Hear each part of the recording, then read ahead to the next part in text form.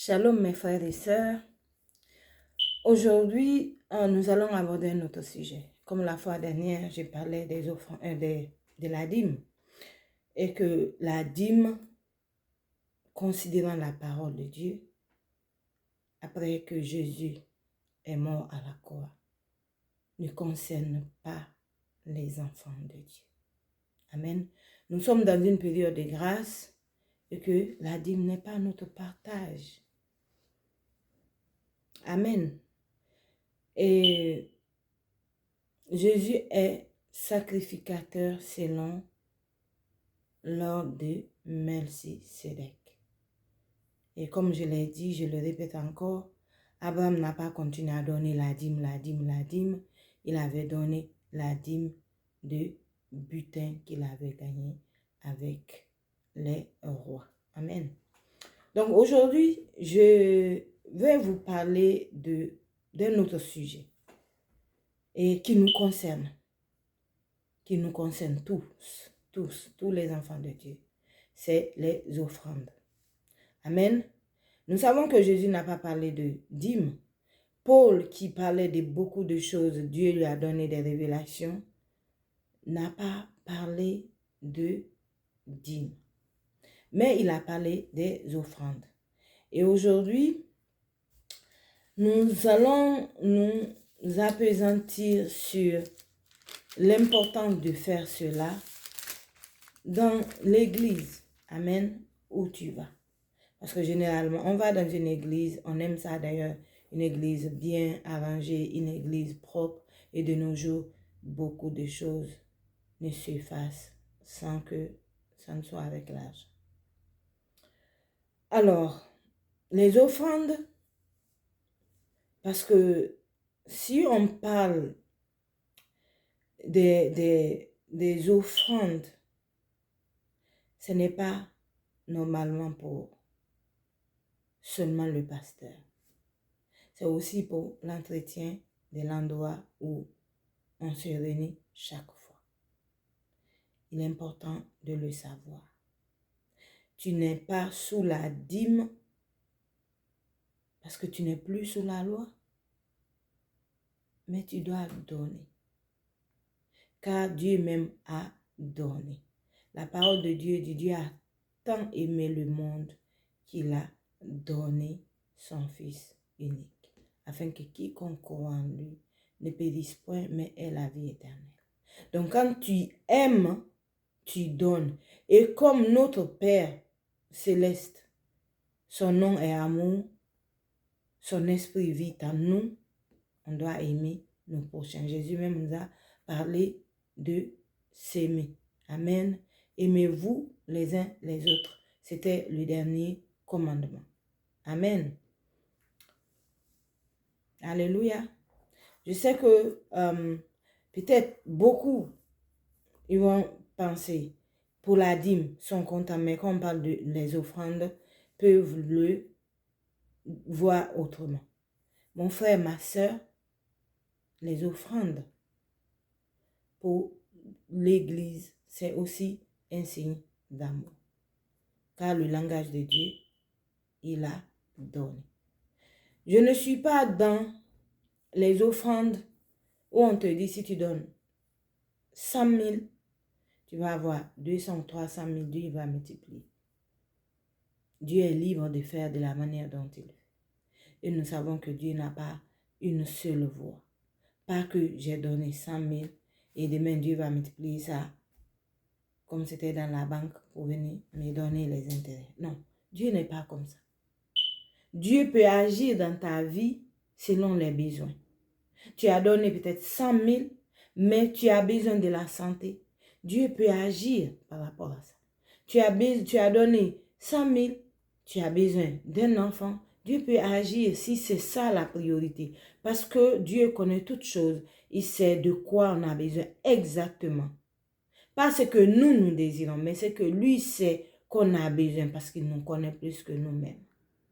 Il connaît même les choses qui vont venir avant que nous ne soyons au courant.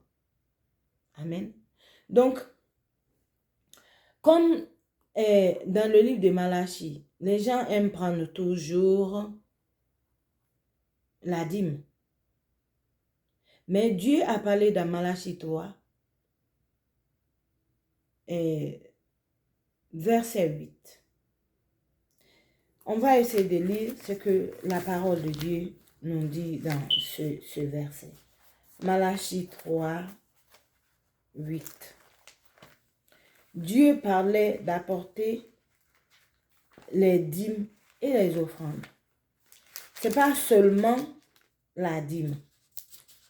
Et il ne faut pas seulement s'appesantir que sur la dîme parce que nous ne sommes plus sous la loi. Mais nous devons donner la dîme, l'offrande, j'allais dire. Nous devons donner l'offrande dans l'église. Amen.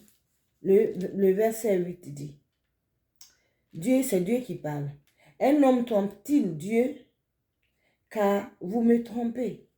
Et vous dites, en quoi t'avons-nous trompé?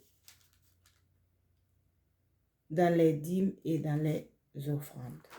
Amen. Dieu s'adressait aux enfants d'Israël qui étaient sous la loi. Parce qu'il faut comprendre le contexte. Il y en a qui vont dire, oh peut-être je me suis contredit, non. Je lis cette partie parce que Malachie 3:10 ne parle que la dîme. Mais Dieu parle dans Malachie 3:8, dîme et offrande. Dîme et offrande. Donc, il est important d'apporter les offrandes. On n'est pas sous la loi pour payer la dîme pour les sacrificateurs. Amen. Nous sommes tous des enfants de Dieu. Dieu nous appelle chacun dans son domaine qu'il a appelé. Même si tu ne prêches pas, ça ne veut pas dire que Dieu ne t'a pas appelé. Parce que Jésus a dit, allez, faites des nations mes disciples.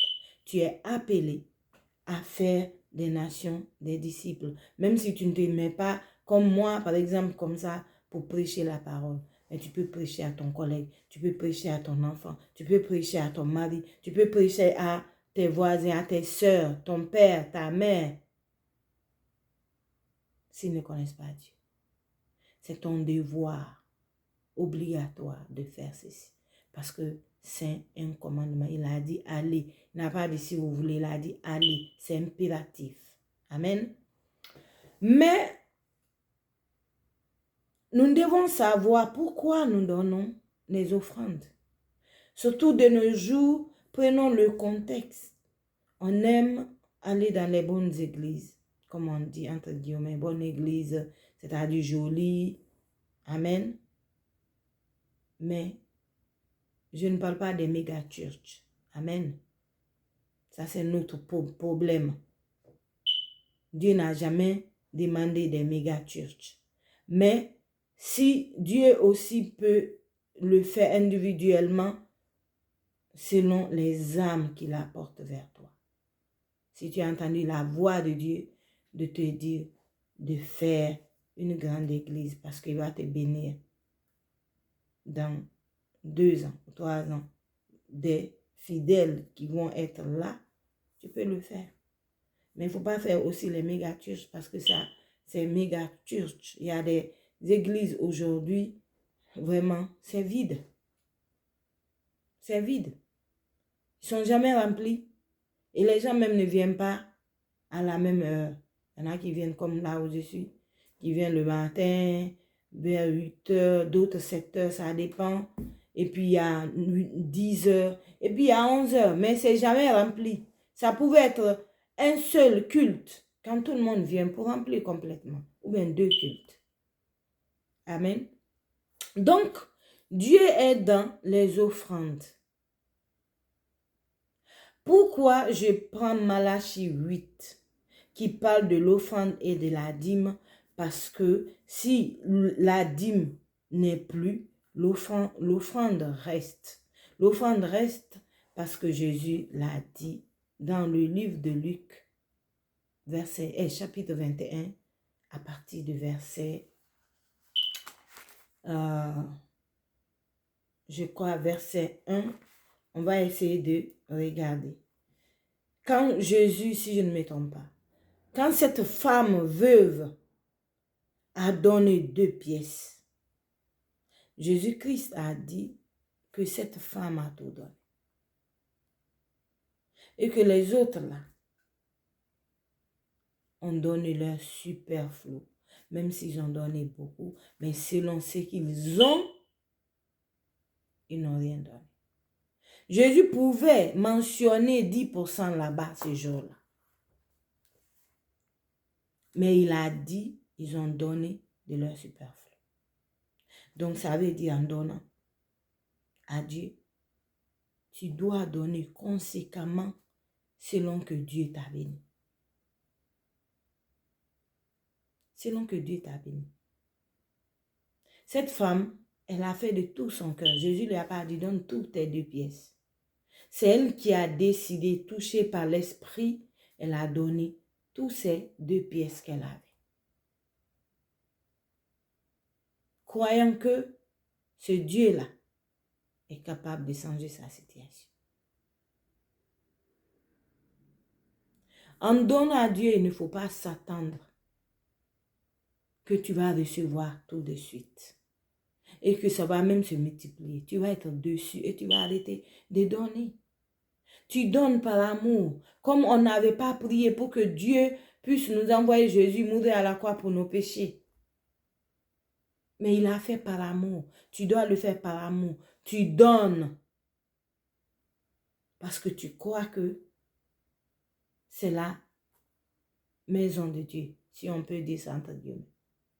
Parce que quand on parle de l'église, même ça, nous sommes l'église. Amen. Mais je parle du bâtiment où on se rencontre. Il y a l'entretien du bâtiment. Il y a aussi même l'entretien de cet homme dont Dieu a appelé comme berger sur ta vie. Jésus-Christ, son ministère était soutenu par des personnes. Il y a 2 exemples que je peux donner. Quand Jésus était parti chez Marthe, la sœur de Marie, ils étaient tous là. Elle-même, elle a dit, Seigneur, tu ne vois pas que moi je suis en train de travailler, Marie, au lieu de venir m'aider. Tout le monde connaît cette histoire. Marie était à ses pieds en train d'écouter la parole et Marthe en train de cuisiner. Marthe, la sœur de Lazare et tous. Si peut-être vous ne connaissez pas le nom Marthe, Marie, mais j'en suis sûre que tous les chrétiens connaissent ça. Ce sont les sœurs de Lazare qui a été ressuscité par Jésus-Christ. Amen. Ça prouve que il y avait des gens qui faisaient du bien pour Jésus. Ils faisaient du bien en guérissant les malades, même en ressuscitant. Mais il y avait aussi des gens qui soutenaient son ministère. Il n'avait pas parlé de 10%. Il soutenait vraiment son ministère. La parole de Dieu dit quand il a été chez Pierre, il a trouvé que sa belle-mère avait la fièvre. Et que Jésus l'a guérie, elle s'est levée, elle les a servis. Ce n'était pas la maison de Jésus. Pourquoi je vous dis tout ça? Parce que Dieu aime l'équilibre. Il ne faut pas dire, ok, je ne donne pas la dîme, alors je ne donne rien. Tu ne peux pas venir dans la maison de Dieu où on prêche la parole, là où tu trouves que Dieu est réellement là. C'est un vrai pasteur appelé de Dieu et tu n'apportes rien. Que ton cœur n'est pas touché pour faire une offrande à Dieu dans cette maison. Une offrande de qualité. Quand je dis de qualité, selon ton avoir. faut pas aller t'endetter aussi pour venir, pour donner, pour faire, te faire bien aux yeux du pasteur. Selon ce que tu as. Cette femme a donné 2 pièces. 2 pièces, peut-être ça peut être petit, mais c'est tout ce qu'elle avait. Et ça ne veut pas dire que tu dois donner tout ce que tu as. Non. Mais tu dois donner selon ton avoir. Selon ton avoir. Pourquoi les pasteurs sont accrochés à la dîme et ne veulent pas lâcher l'affaire? Pourquoi? C'est parce que les enfants de Dieu ne donnent pas. Alors, c'est mieux de dire 10% comme ça. Si tu as 1 million, tu envoies les 10% de ton million là. Et ainsi de suite, ça va faire l'affaire pour eux. Pour entretenir l'église et pour faire le reste des besoins. Mais si nous, les chrétiens, on est conscients qu'en venant dans la maison de Dieu, sauf si tu n'en as pas, tu ne dois pas venir vide et tu ne dois pas venir en prenant des miettes, mais tu prends quelque chose de consistant parce que tu te dis, oui, je viens pour aussi c'est ce qu'on appelle une adoration. Donner, c'est une adoration aussi. Tu donnes de tout ton cœur, comme Paul l'a dit. Donne selon que l'Esprit a mis dans ton cœur, sans être frustré. Mais toi-même, tu décides, quelle que soit la somme. Peut-être ça peut être gros pour les gens, mais toi, tu sais que ce que tu as pris, c'est quelque chose qui ne te fait rien dans ton cœur. Il est important que nous puissions être conscients de cela. Il parle de 10% pour ça. Il y a même un pasteur qui a dit ça.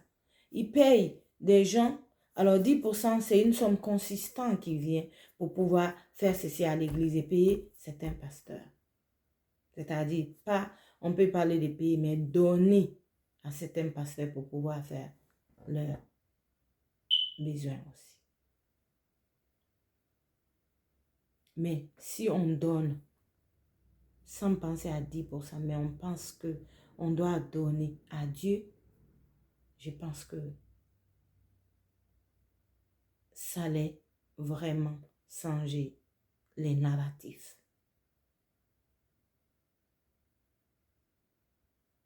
Paul a dit ceci dans le livre de Philippiens. Philippiens 4, verset 18. Amen. Philippiens 4, 18. Je vais trouver la page. Voilà. Paul parle de ce qu'il a reçu de cette église de Philippe.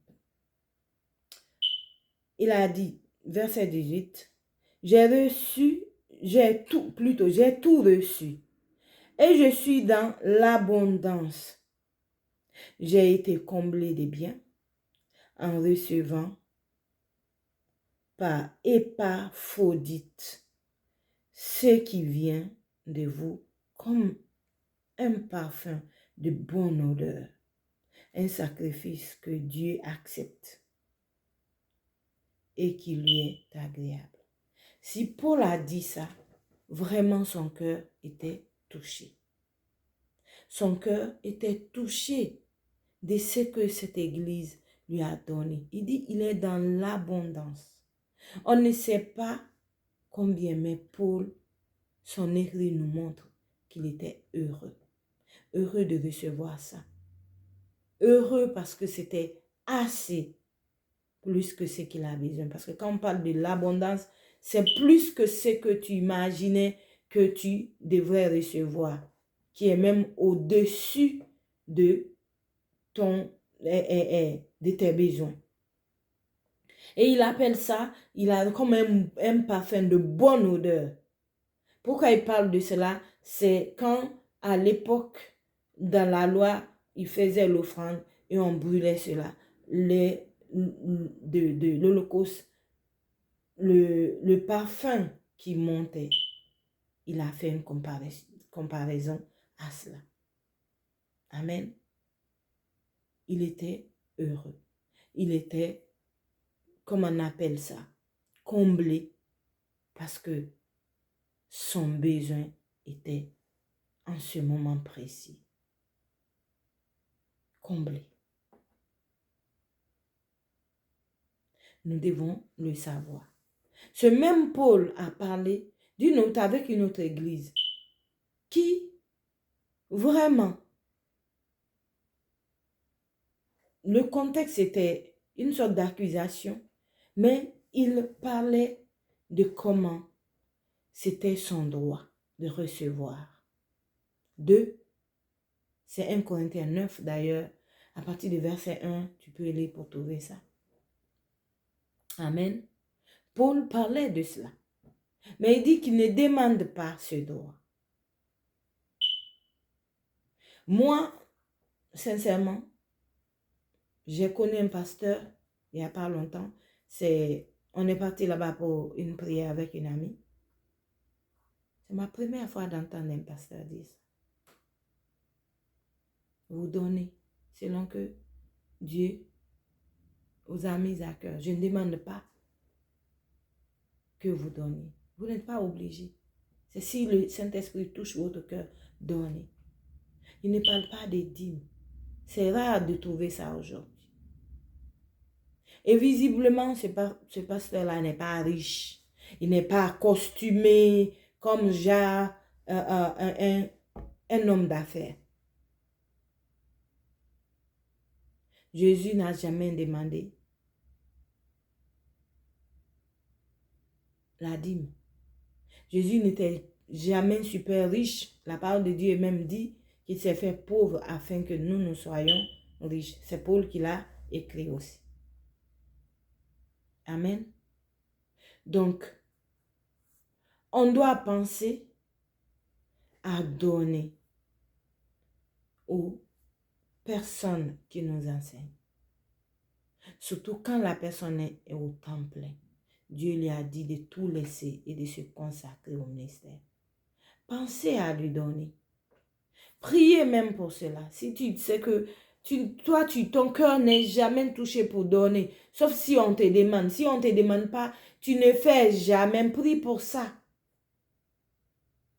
Même Dieu fait tomber sa pluie sans que nous ne demandions. Oui, il peut y avoir des temps, on dit, ça fait longtemps, il n'a pas plu. Comme dans ces jours passés. Là. Parce que moi, je plante un peu. Et je voulais vraiment avoir la pluie. Mais il y a des fois, il pleut tellement, régulièrement. Tu n'as même pas besoin. Tu demandes que ça s'arrête. Amen. Tu demandes que ça s'arrête. Donc, si toi, tu ne donnes jamais, sans qu'on te demande, prie pour ça. Dis, Saint-Esprit, parle à mon cœur et donne-moi de l'obéissance de le faire. Parce qu'il y a des personnes, ce n'est pas parce que Dieu ne les dit pas, c'est parce qu'ils ne veulent pas obéir. Ils vont même dire que, oh, ça là, ce n'est pas la voix de Dieu, pour ne pas donner. Donc, donner, apporter à la maison de Dieu. Là où on prêche la parole de Dieu. Dans la vérité. Toi-même, tu sais, ici, la présence de Dieu est là. Ce pasteur-là est vrai, apporte-le, donne-le lui. Sans qu'il ne te demande, surprends-le. Si tu en as beaucoup, fais-lui des cadeaux de temps en temps. Et Dieu te bénira pour ça. Comment il va te bénir? C'est lui qui sait quel est ton besoin fondamental. Et toi-même, tu connais tes besoins.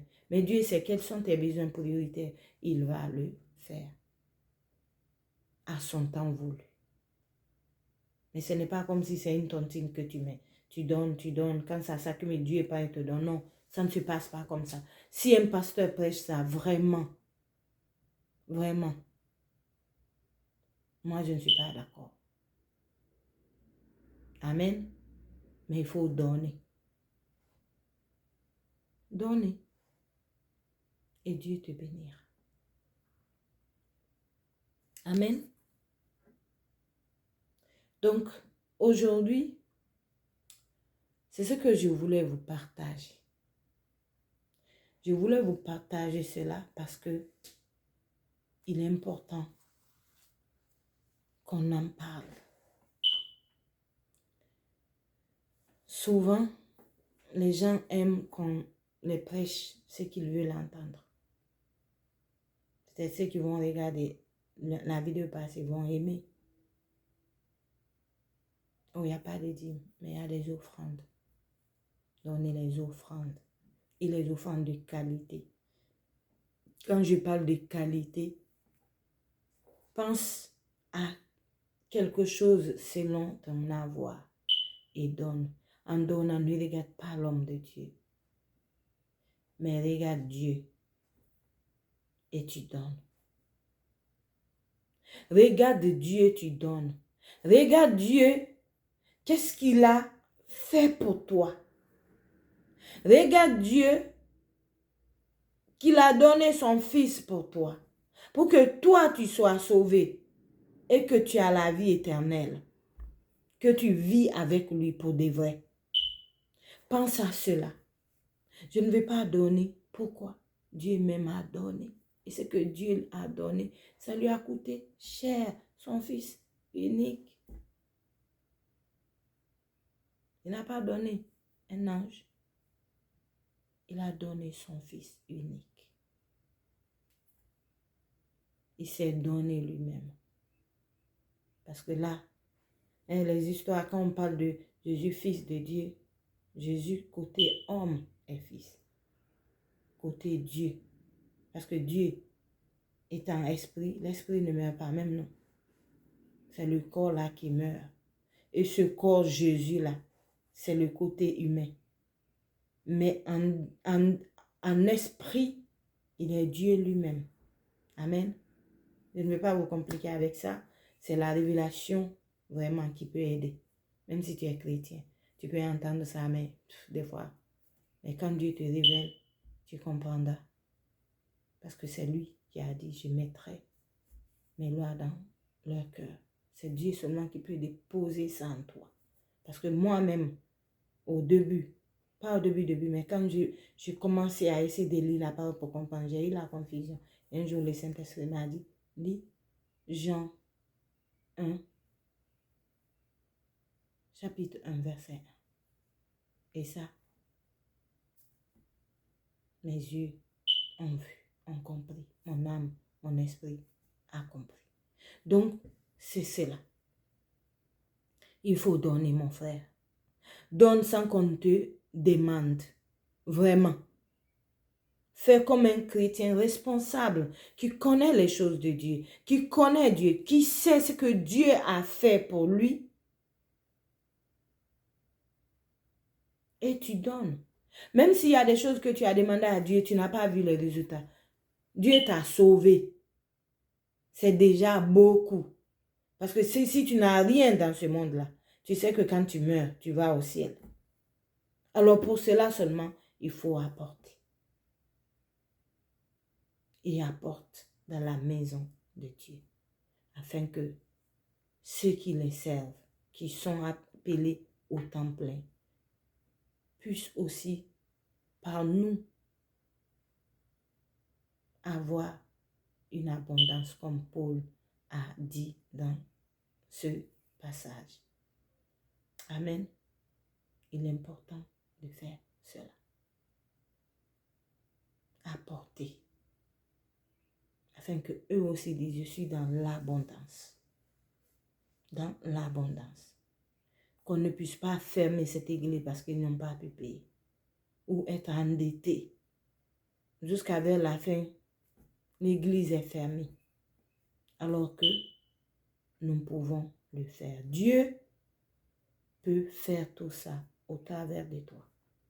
Dieu a dit à Moïse, va vers le peuple pour la construction du tabernacle. Toi, pour être une source de bénédiction, tu dois agir en donnant. Dieu t'a béni, sois une source de bénédiction pour les autres afin que la gloire de Dieu soit révélée. Amen. Donc, c'est ce que j'ai à vous partager aujourd'hui, mon frère, ma soeur. Que Dieu vous bénisse abondamment. Que ces paroles vraiment touchent les cœurs, les âmes, et que nous puissions comprendre que dans le nom de Jésus-Christ, que nous ne pouvons pas venir dans l'assemblée de Dieu sans rien apporter et penser à cet homme qui Dieu utilise pour sa gloire, bien sûr, mais pour te bénir, pour t'enseigner, pour te mettre sur la voie de Dieu. Que Dieu vous bénisse abondamment, que sa grâce surabonde dans vos vies et que sa miséricorde soit sur chacun de nous, de nos familles, et sa grâce soit dans nos vies afin que nous puissions être une source de bénédiction pour les autres.